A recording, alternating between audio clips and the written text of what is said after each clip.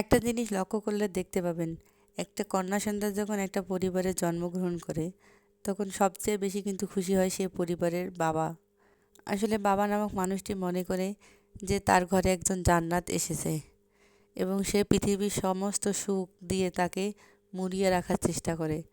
তার সামর্থ্য যতটুকুই হোক না কেন, সে সেই সামর্থ্যের মধ্যে তাকে খুশি রাখার চেষ্টা করে, তাকে বেস্ট বেস্ট জিনিস দেওয়ার চেষ্টা করে। এটাই হয়তোবা পৃথিবীর সব বাবাই চায়। কিন্তু কি, তার সেই জান্নাতি হুরকে একটা সময় পর গিয়ে দিতে হয় শ্বশুরবাড়ি নামক জাহান্নামের মধ্যে।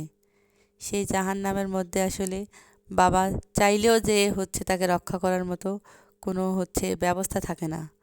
আর পৃথিবীর সব বাবাই কিন্তু চায় তার মেয়েরা স্বামীর বাড়িতে গিয়ে সুখে থাক, শান্তিতে থাক, সুখে শান্তিতে সংসার করুক শ্বশুর শাশুড়ি নিয়ে। কিন্তু কয়জন মেয়েই বা পারে সেই সুখে শান্তিতে সংসার করতে? তার বাবার যে রাজকন্যা ছিল, সে শ্বশুরবাড়িতে এসে কী হয় জানেন? চাকরানি হয়ে যায়।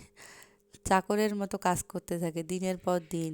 এর মন জুগিয়ে কাজ করা, ওর মন জুগিয়ে কাজ করা।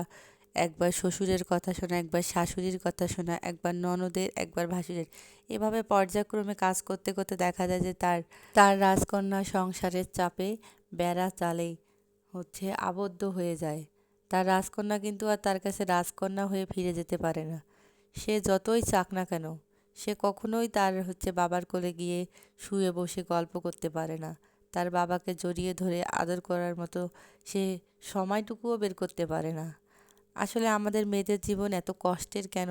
সেটা একটা মেয়ে যেমন বাবার বাড়িতে রাজকন্যা হয়ে থাকে, সে যদি শ্বশুরবাড়িতে আসার পরেও রাজরানী হয়ে থাকতো, তাহলে হয়তোবা আমাদের বাবারা মরেও শান্তি পেত।